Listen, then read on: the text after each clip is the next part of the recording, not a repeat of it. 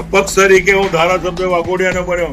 વાઘોડિયામાં કોઈ ભાજપ નથી તો ભાજપને વાઘોડિયામાં બી મેં ભાજપને લાવી. બરોડા ડેરીના અંદર બી ભાજપ નથી તો ભાજપ બરોડા ડેરીમાં બી લાવ્યો. કોર્પોરેશનના અંદર બી ભાજપ નથી તો ભાજપના ડેપ્યુટી મેં નલિન ભટ્ટને બનાયા. જિલ્લા પંચાયત બી નથી તો જિલ્લા પંચાયતમાં બી વડેલીના જિલ્લા પ્રમુખ બનાયા ભાજપના.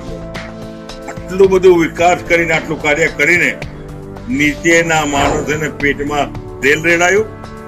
મારી ટિકિટ બી કાપી, સાથે સાથે મારા દીકરાનું બી ફોર્મ જબરજસ્તી કેન્સલ કર્યું.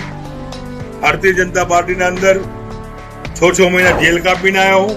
ભારતીય જનતા પાર્ટીના અંદર એટલું કામ કર્યું કે જ્યાં બી મને મોકલ્યા હશે, ચાહે રાજસ્થાન હોય, ચાહે મહારાષ્ટ્ર હોય, ચાહે યુપી હોય, ચાહે બિહાર હોય, જ્યાં બી મને મોકલ્યા હોય ચોક્કસપણે જાનની બાજી લગાવીને ભાજપ માટે કાર્ય કરતો આવ્યો છું. પણ ભાજપે મારી વેલ્યુ નથી કરી.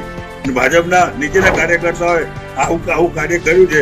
આજે હું કોઈ પક્ષમાં નથી અને કોંગ્રેસના અંદર ટૂંક સમયના અંદર કોંગ્રેસમાં બી કદાચ કહેશે મારી દીકરીઓ યા મારા પરિવાર તો કોંગ્રેસમાં જોડાઈને તન મન ધનથી આખા વડોદરા શહેરમાં કોંગ્રેસને જીતાડી લાવવા પ્રયત્ન કરીશ.